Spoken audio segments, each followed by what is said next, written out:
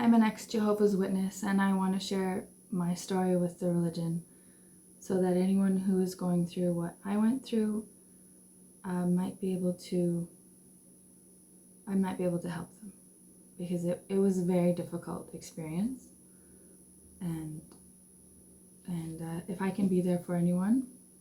I also want to set the record straight, because when people leave, all sorts of rumors are spread about them, and I've heard the craziest things. But I'm not some monster, and I haven't been overtaken by the devil, and I believe that religion. I would have died for it. I would have let my kid die for it. I lived my life as a devout Jehovah's Witness, and I studied everything. I was a regular pioneer. I kept up with the literature, and I was excited about new understandings, and I was waiting for the Great Tribulation to start. I had such anxiety about the Great Tribulation. But I'm not laughing at it, because it's very, very real when you're in it, and you don't even consider that it's not the truth. That thought doesn't even enter into your head, and if it does, you're like terrified by it, and then you'll do anything you can to make sure that doesn't happen again, and you'll think of those moments of, oh, my faith was questioned or was rocked, or and then you do lots and lots of study and prayer, and then you bring yourself back into like, oh, okay, it's the truth, it's the truth. So I had that happen a few times, but the time that just put a crack in my foundation of my faith, it was a Watchtower that came out in 2018 or around there, and it had to do with child sex abuse, and that was when I first learned about the 2-witness rule. I had never heard of it before, and I just knew this is wrong. It doesn't matter if they're telling me this is right. I know that it's wrong. I feel like if they were saying we're going to start tossing our newborns into the fire, but Watchtower is saying it, and the governing body is saying this, I wouldn't do it, because I could recognize that is wrong, and this felt the same. I was just like, oh, well, that's wrong. I just know that it is, and then I realized even though I didn't know about this rule, I experienced it because, I'm sorry, I should explain. The 2-witness rule, it's if something is done to somebody and no witness is there to see it, no second witness, actually it says second or third, then there's nothing they can do about it. It's just like, it didn't even happen. So they might comfort the victim, and they would bring the victim into the back room with the person they were accusing of molesting or assaulting them. So you're a little kid, and you're in this room which you're scared of. Like I was so terrified of the elders that I watched my P's and Q's so closely, because I never wanted to get hauled into judicial committee. It's 3 men, and from what I've heard, they sit across from you and interrogate you, and it's terrifying. And so they do that with the accused in the room, and you have to say to all of them, yes, this is what he did to me, and they'll ask questions like, even if young kids get carried away with their boyfriend or girlfriend, they've got these men asking, like, did you orgasm? Were you wearing sexy panties? How many times did you orgasm? Did he penetrate you? How many times did he penetrate you? I've heard all these horror stories, and these kids who went through these judicial committees, have literal PTSD from these. So I was like, oh, we'll stay out of the back room because that's terrifying.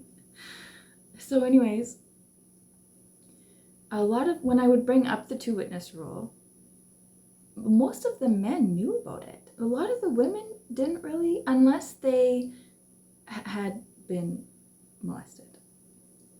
But it wasn't really talked about much in the publications. And so when I learned about it in this Watchtower, I realized this explains what happened to me when I actually can't remember if I was 16 or 17, but I was sexually assaulted by an elder.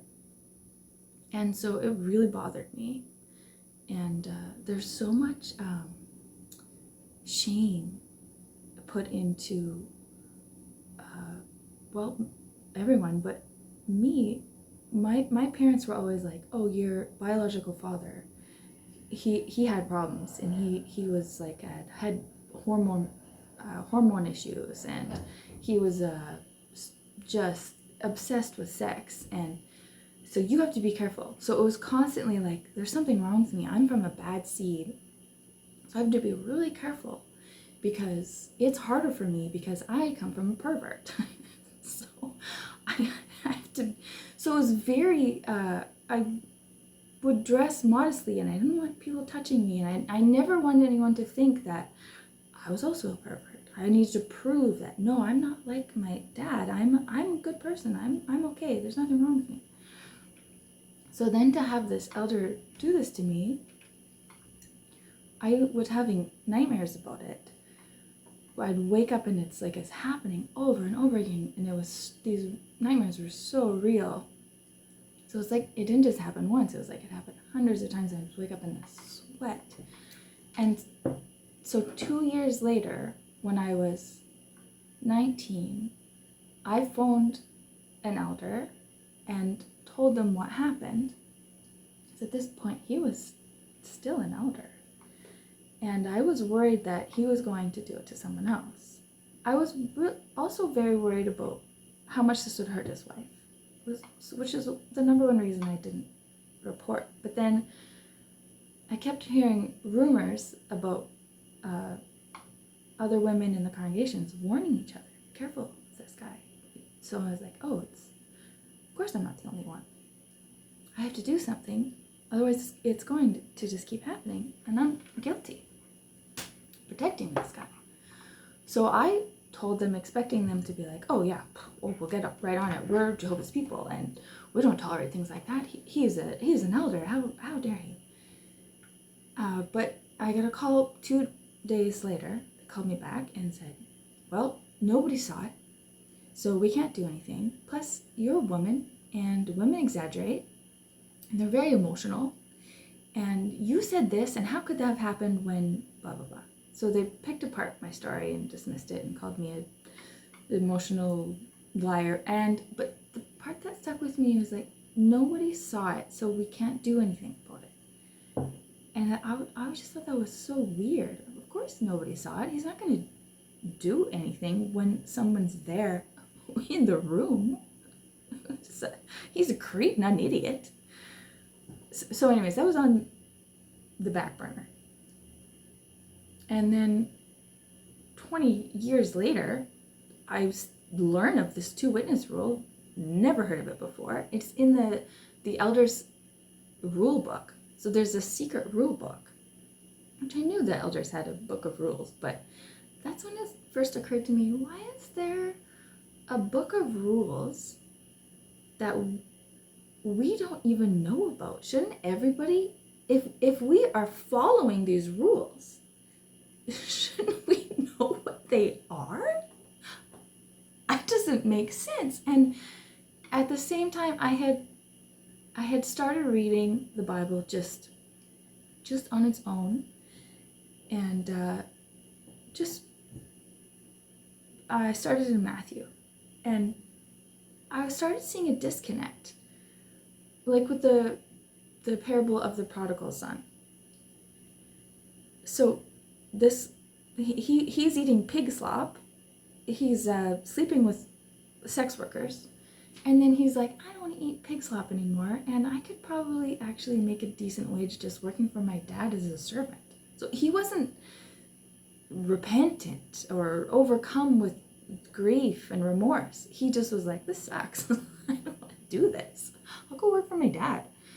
And as soon as his dad sees him, which his dad represents God, he's like, welcome back, son. And he throws a big party. And then when his brother is pouting, like, how are we okay with what he did? His dad's like, no, he's back. We love him. So just don't judge him. Just be happy he's back. So it's like, what about all the judicial committees and the disfellowshipping and the interrogations and the men deciding if he's repentant or not? Things aren't lining up.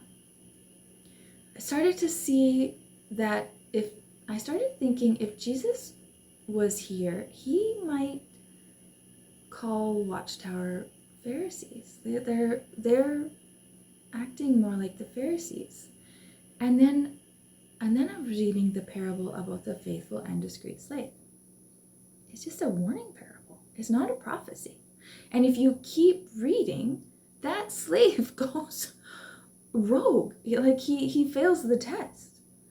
But Watchtower uses the faithful and discreet slave parable as if it's a prophecy, saying, oh, there will be people in the last days who give you the right food at the right time.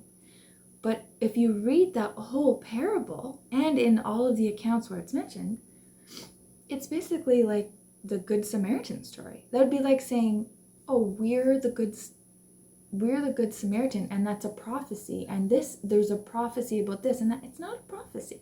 It's a warning tale. So, and that's their whole basis for saying you have to, this is God's organization.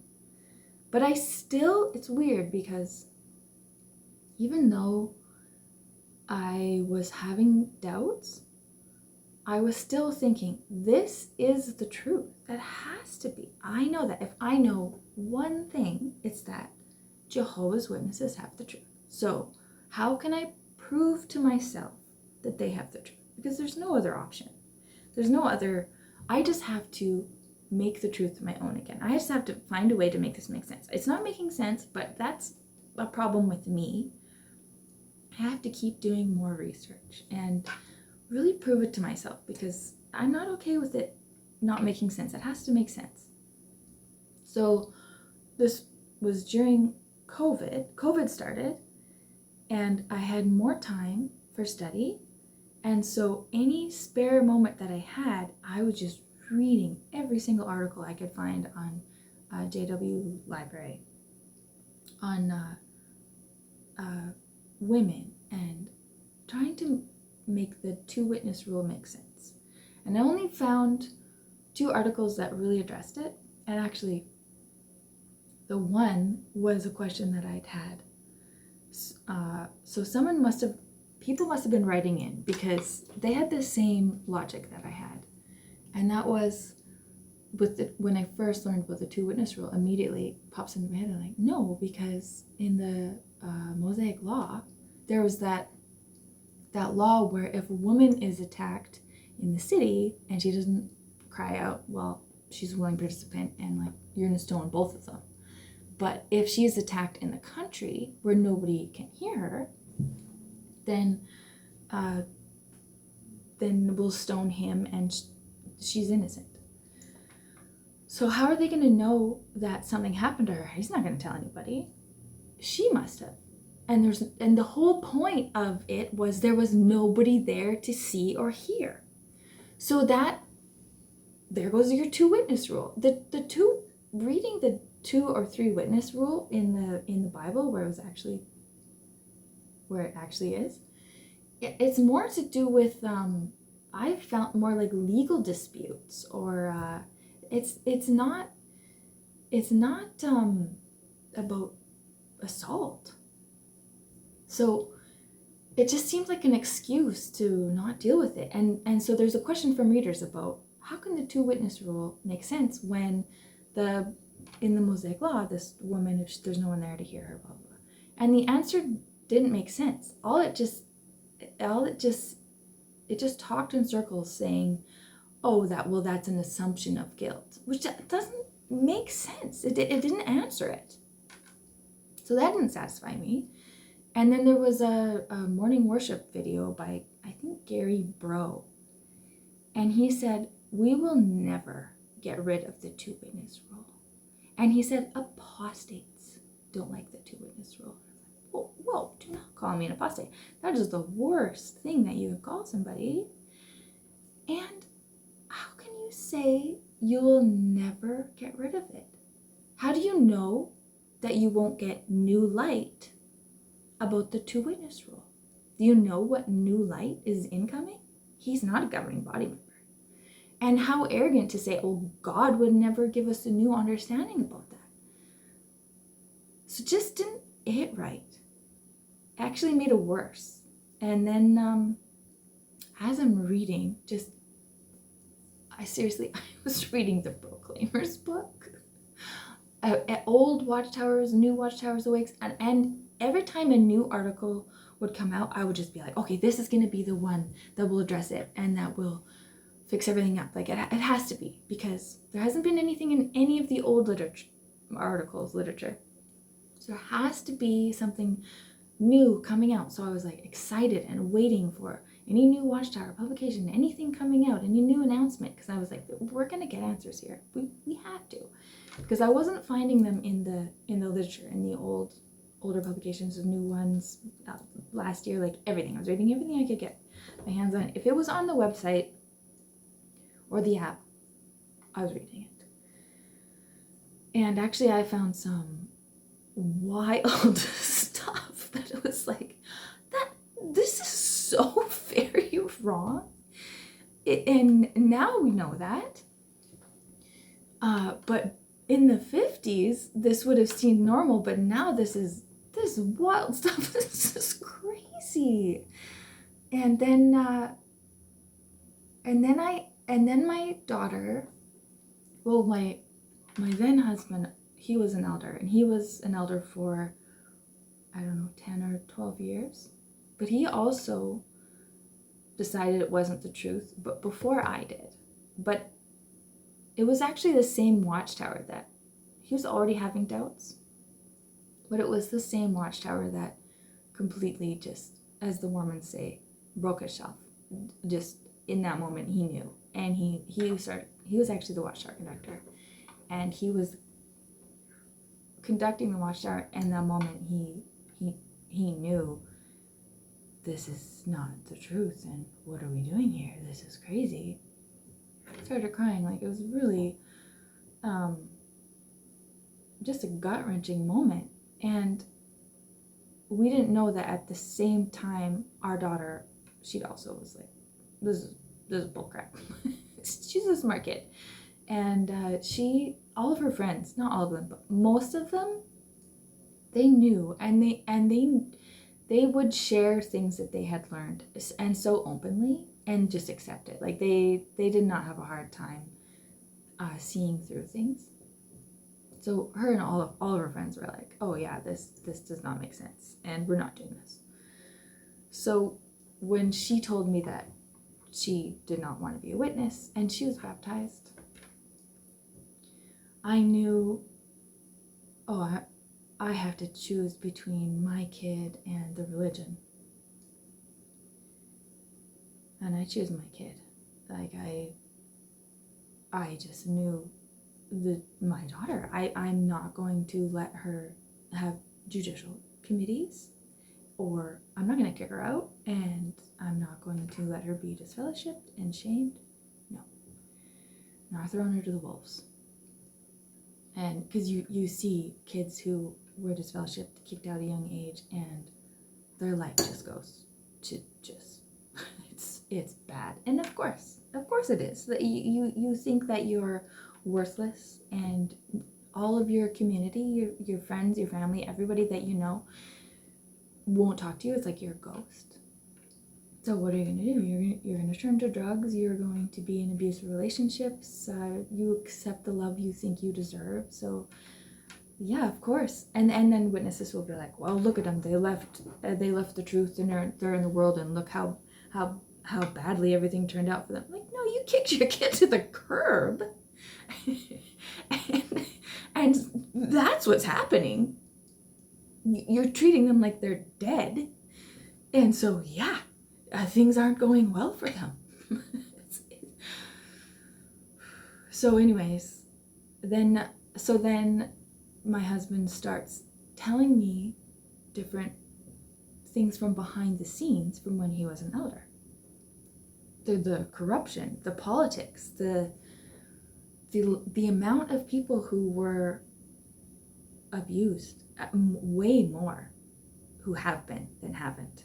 And I knew about quite a few because when I pioneered, we would spend a lot of time driving, a lot of time talking, heart to hearts, and I realized most of the women in my congregations have been molested as children, and the person who did it did not face any consequences. Maybe they were disfellowshipped, maybe, but none of them went to jail or the police.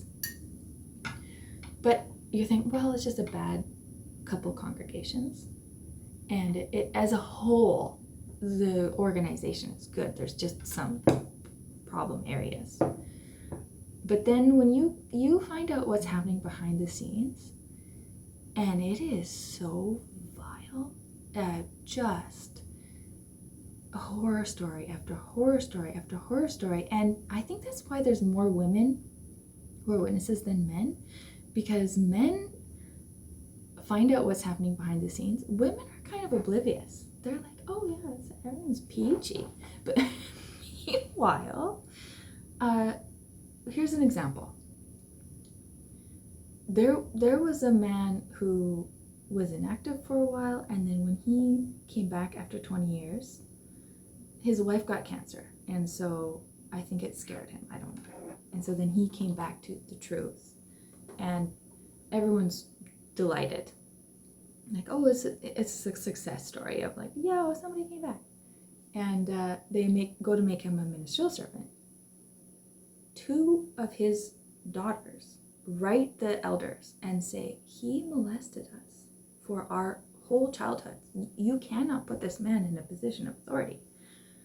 But he was buddies with the elder body, and they were like, he would never. He's our good friend. So they just ignore the letters. And when my husband at the time told me that, I was like, I could have told you this guy was a creep. He was just super creepy to me, and all the young girls, and also he was best friends with the guy who sexually assaulted me. So it makes sense. This is boys' club, and so they just dismissed it. And then at around the same time, there's an elderly woman in the congregation whose husband died, and he was not a Jehovah's Witness, and for whatever she was going through, she was a smoker before she became a witness. This little old lady, and somebody saw her smoking in her alley, reported her to the elders. She's a grieving widow. They disfellowship her. So you're dealing with addictions, and you get shamed by your whole community, and like you have to go to the meetings, and no one will even really look at you. You're like this pariah. It's like you're a leper, and you sit in the back humbly, like, oh, I've done wrong. I'm a bad person, and then you leave. But you have to show your face, even though nobody will talk to you. Sometimes for years before they'll reinstate you. So I'm starting to see, like, this is not a loving organization. This is when, and I was looking also for an identifier too, as I'm doing as much study and research as I can, and I am sticking to the Bible and the publications and the broadcast. But there was only one identifier that Jesus gave. And they asked him, how will we, because he kept warning about false prophets, which, by the way, those scriptures are very rarely quoted or mentioned by Watchtower. He's constantly warning of false prophets. And he's saying, you'll know a false prophet if they say the end is coming and the end doesn't come. Which I was like, oh, that kind of happened, because Russell was like, Armageddon, actually he said it was coming earlier. I forget if it was 1912 or even earlier than that. But then he's like, okay, 1914. 1914 is the date, for sure, 100%. This is it. I got it. It's 1914. Jesus is coming, and he's going to wipe everyone out except for us international Bible students.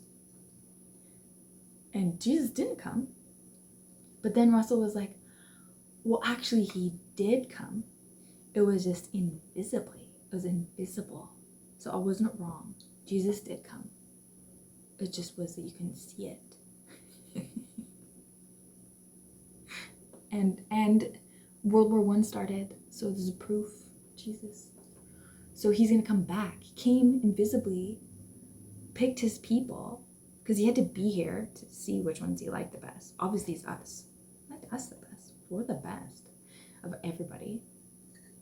And then he's going to come back later, and then he's going to kill everybody. And then not invisible. First time is the invisible one. We see that now. After. So things started to just be like, ah. But Jesus, when they were like, how will we know your people?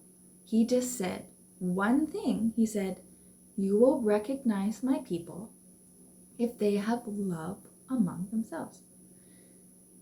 So, and then I started realizing this is not loving. We say that we're loving, and we believe it.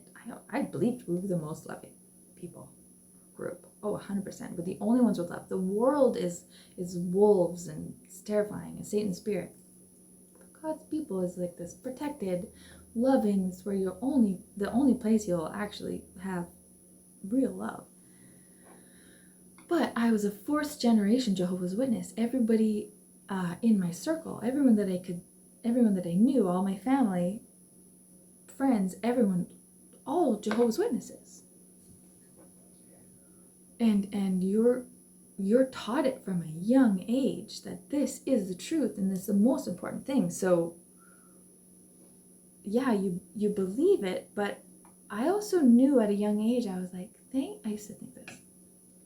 Thank goodness I was born into a Jehovah's Witness family, because if I was presented these teachings on the door, I would be like, oh, this is crazy. But I was like, well, I know it's not crazy because I know about 1914 and the gosh, it's all rusty now, but I would be like, listen, here's how you know that it's the truth. We're the only ones preaching, and we stick to the truth no matter how hard it is, even if that means not accepting blood. Like, we're not these cotton candy Christians where we just do whatever we want and say, oh, God loves us. We stick to it, and we accept hard truths, and we fight for truth. We care about truth, and we'll tell people about truth, and it's very hard. It was so hard. I always felt so guilty because I didn't witness very much to my fellow students in school, and like you have so much guilt all the time because I remember thinking, I need to tell my friends about the truth because I don't want them to die at Armageddon, but I don't know how to present it to them where it doesn't sound crazy. I just don't know how to start the conversation. So then I'm starting to get horror stories behind it, like what's actually happening, and it is bad. It's bad. It is just more evidence of this is not loving. So I eventually had this moment, and it's so complicated because I was so deep into personal study that you have to know the doctrine so well for me to explain. But it had to do with the Midianites. Anyways, I was studying the Midianites, and in this moment, I just was like, no, this is wrong. And I just knew this is not the truth. And it was so, I was absolutely stunned. I was so upset. And I remember I said, my daughter was sitting next to me as I'm like feverishly reading, studying. And I was like, oh my goodness, we're Mormons. We've been duped. I was so upset. Because I used to always feel bad for the Mormons. I'm like, oh, they're so like sincere, and they think they have the truth, and they live their lives according to what they think is the truth. Like, I used to really feel bad for them, and then in that moment I realized, oh, we're the same. We think we have the truth. Everybody does. Any true believer, whatever faith that they have, whatever you're raised with, is the religion that you think is the truth. We're no different. We think we're different. There's this us and them mentality, but we're the same. Which it literally hit me like a ton of bricks. I was dizzy, and for months I felt like I was out of my body. I felt like I was watching myself. It was the wildest. I was like, what else isn't true? I just felt so detached. But you can't really talk to anyone. At first I was like, oh, I need to tell everybody because they're going to want to know this. Because I was searching. I didn't know this. I was trying to make the truth make sense again. I was trying to strengthen my faith.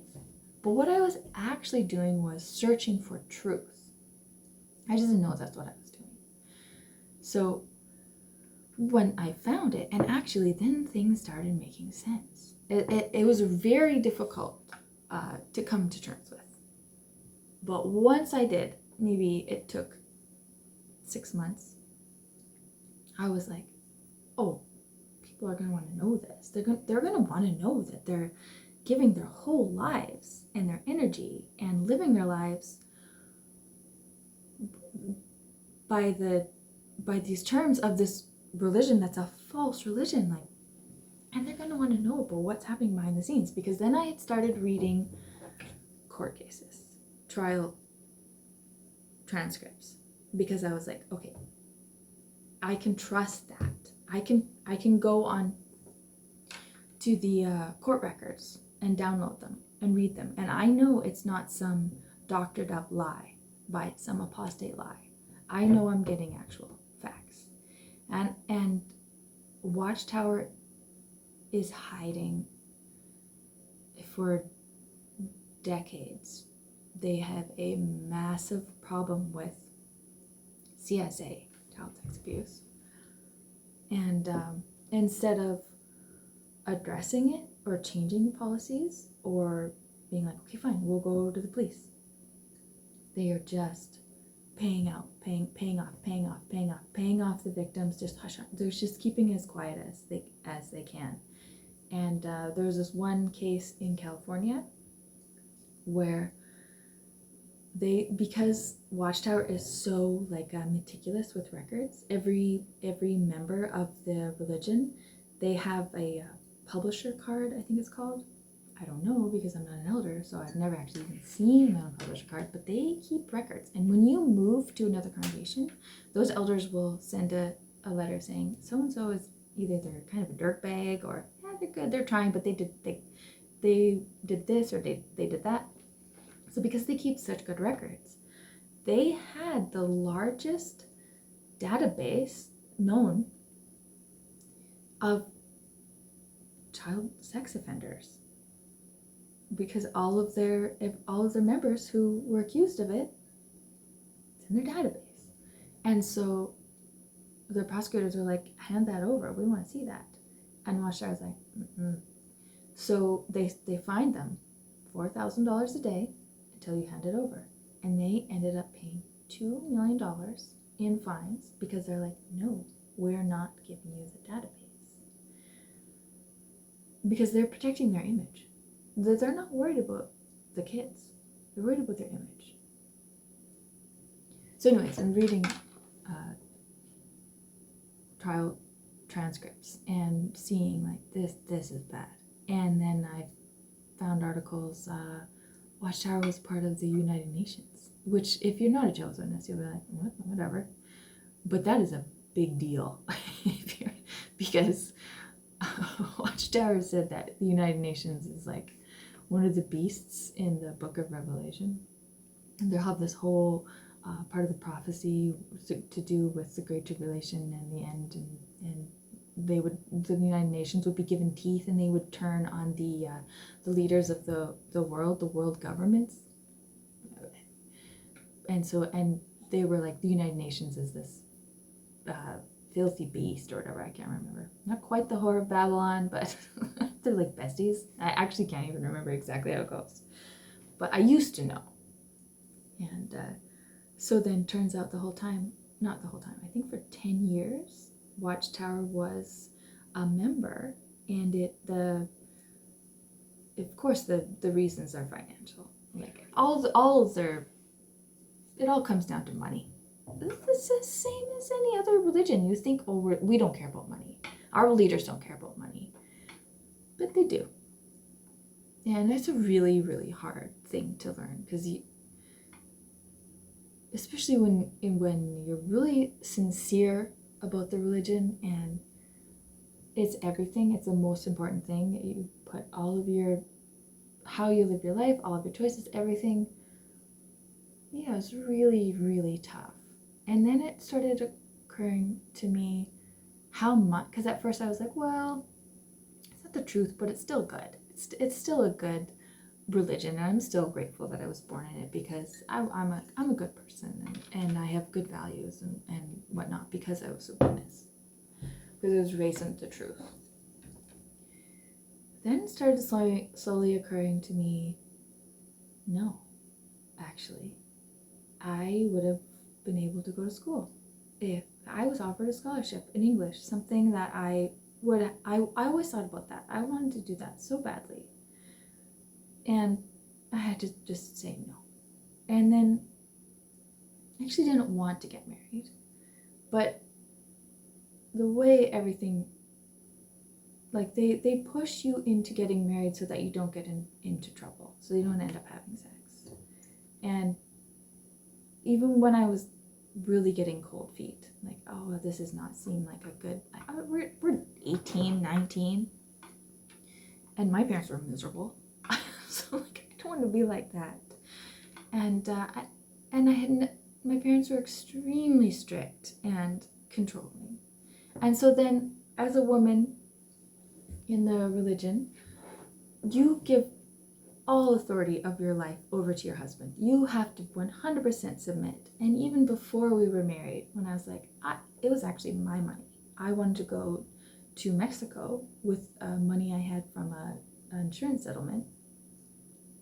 And my fiance was like, no, we're gonna go just to this little, like, just town an hour away where there's nothing to do.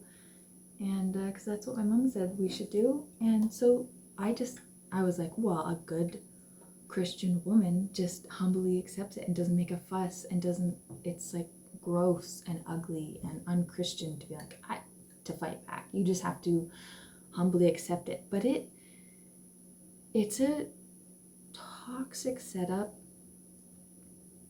for marriage, because resentment just builds and builds and builds and builds and builds. And when there's that power dynamic, and you can ask. You're allowed to ask for things, but you have to accept whatever they say.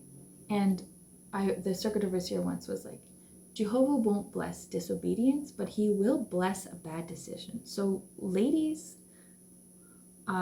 support your husband even if you know he's being stupid. So it's so hard to just hand over complete control of your life. And I realized I'm nowhere where I would have been if I hadn't been in this religion. If I hadn't been in this religion, there's no way I would have gotten married. You're never allowed to be alone with the person you're going to marry. You have to have a chaperone at all times.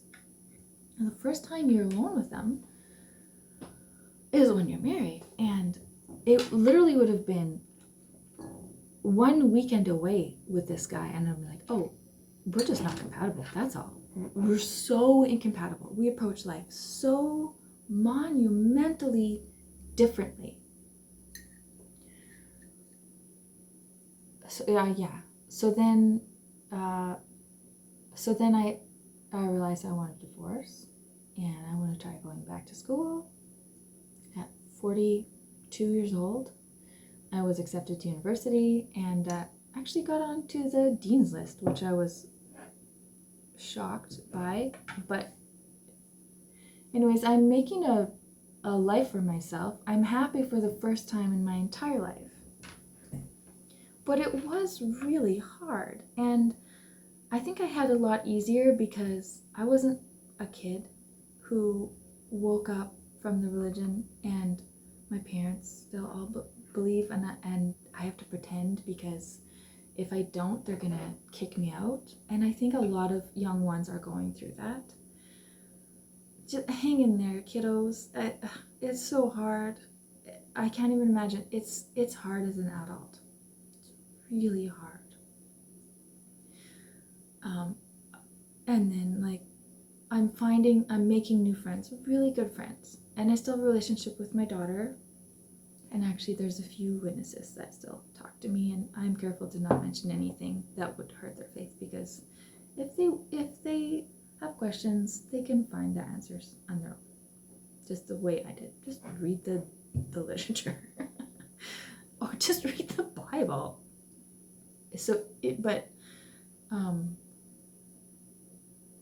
But all I'm saying is, I just wanted to do this because it's lonely. It's so lonely. And even though I'm finding friends,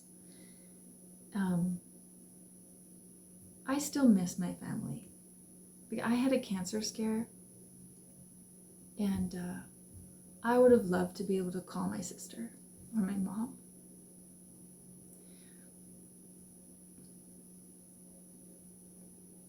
And like, I'm not a bad person. That's the thing that's so frustrating.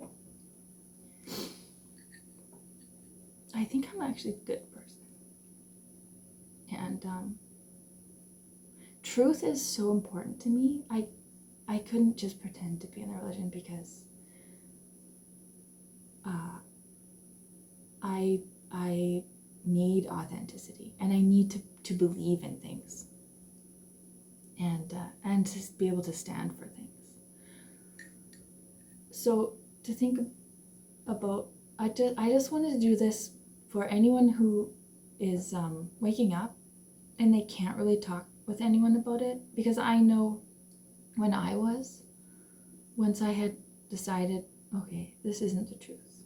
I know that now, as hard as that is to admit. And I just wanted to talk about it, because I couldn't believe in my whole life. I just was a lie. This is just so frustrating and devastating.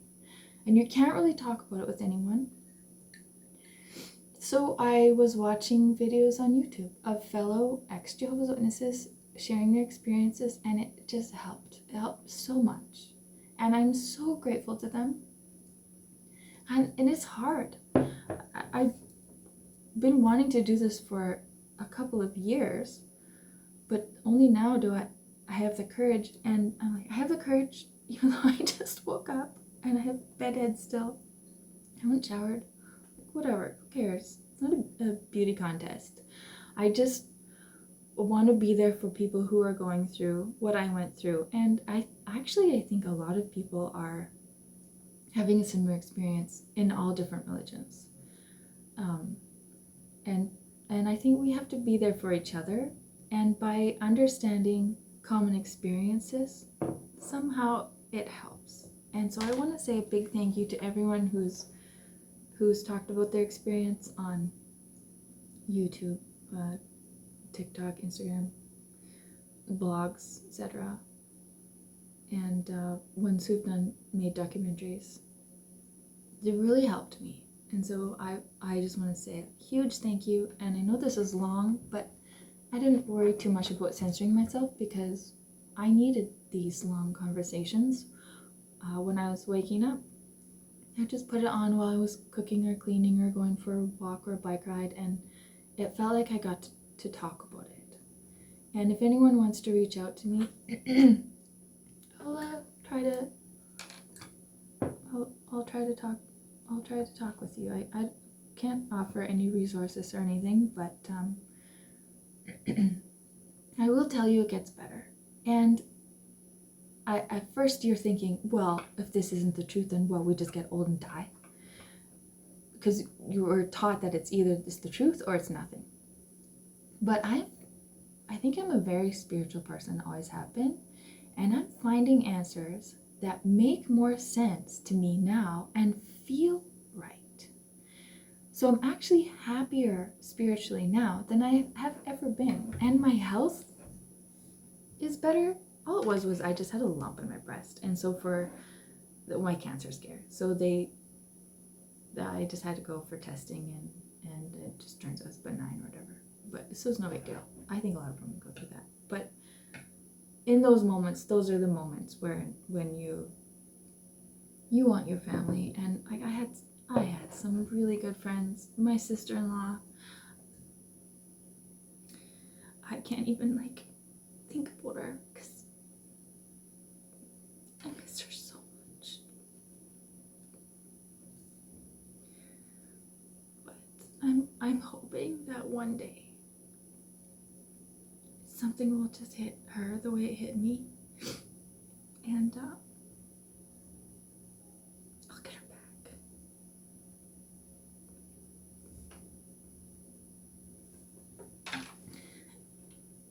And that's the thing. There are so many good people in that religion. Really, really good, loving, sincere, generous, hardworking, down-to-earth people. And they think that they're doing what God wants them to do. And shunning, they're taught that it's, and I did it too. And they're taught that it's loving. And if you're weak and you talk with them, well, then you lower their chance of coming back, because you just give them a morsel and it'll just be enough for them to be satiated for a bit, and then they won't come back to Jehovah. So by really sticking with it, they think that they're doing something loving. So I know they probably still love me. They probably think I've just gone crazy, because I have always loved a good conspiracy theory. So they're probably like, oh, her and her conspiracy theories. She fell for the biggest one of all. Oh, it's not funny. It's tragic. It's tragic to think of all the time, resources, and money I gave to that organization. No idea that they're using it in court. They're using that money in court cases. Hide the abuse. Anyways, I don't know how I'm going to finish this, but I just want to say, take care of yourself. If you're going through what I'm going through, try to, if you can, try to go for lots and lots of walks or bike rides or anything physical, because it seems to help the trauma and the anger. And by exercising, you get those chemicals. You get the happy chemicals. So it helps a lot. And enjoy the freedom that you have to research anything you want now. I am loving being able to read, research, investigate anything in the world that I want. Anything that I'm curious about, I'm allowed now. And I love that. And you'll find friends who aren't judgmental. But when you're in that religion, you have to always censor and guard yourself, because you don't want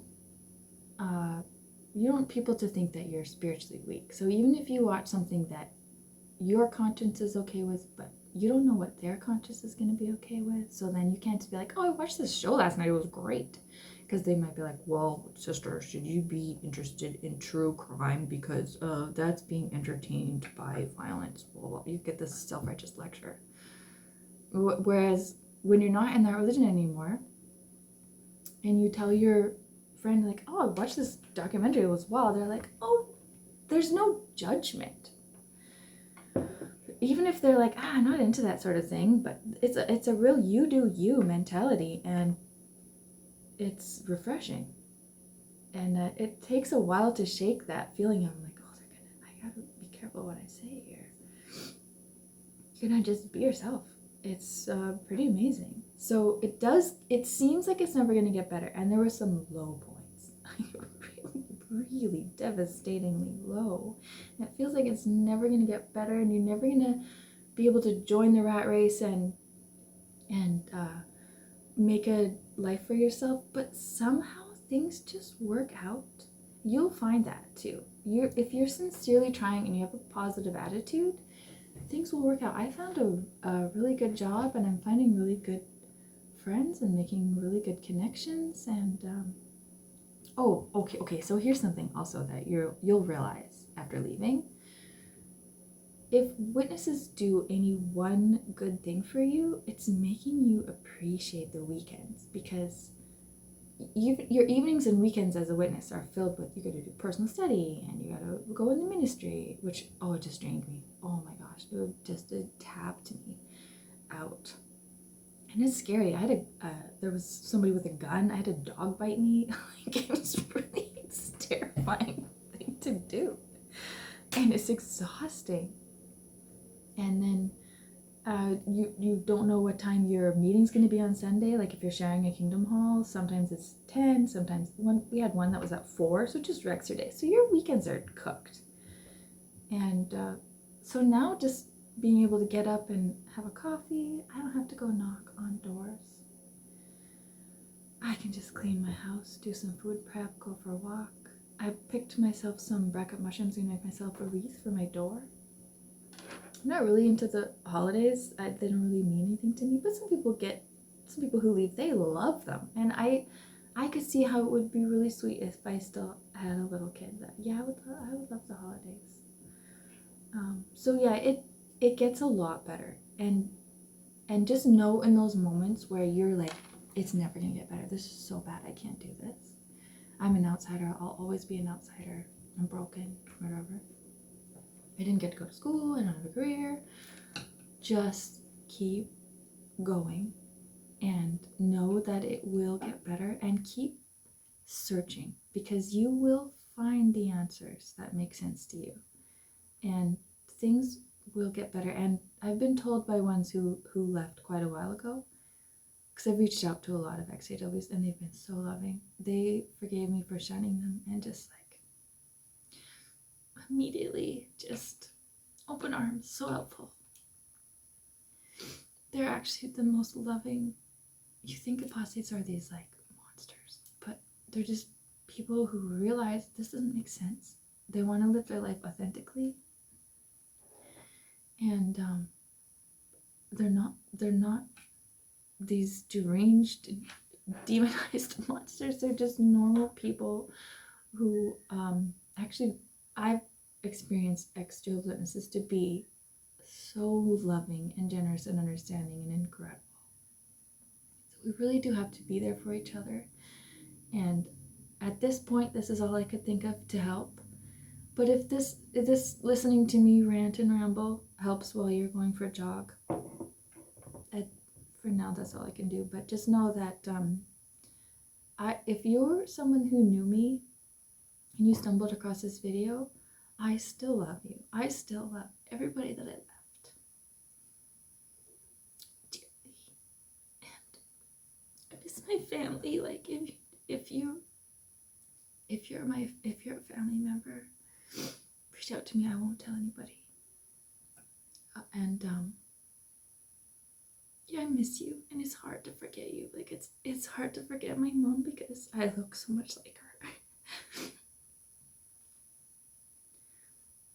And there's so many times I'm like, oh my god, that was so funny. I just want to call my sister or my brother.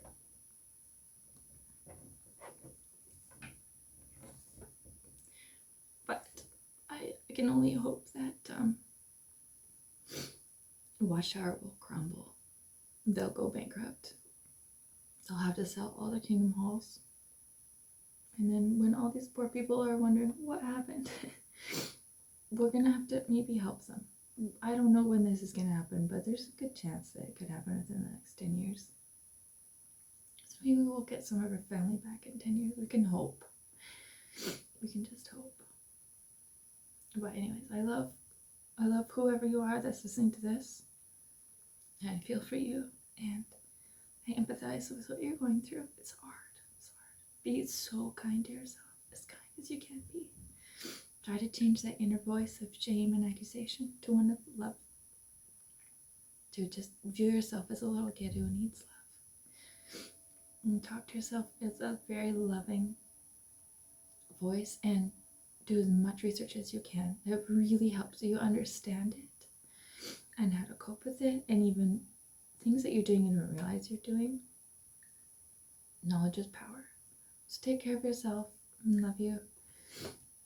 And we'll see how this goes. Maybe I'll do another one.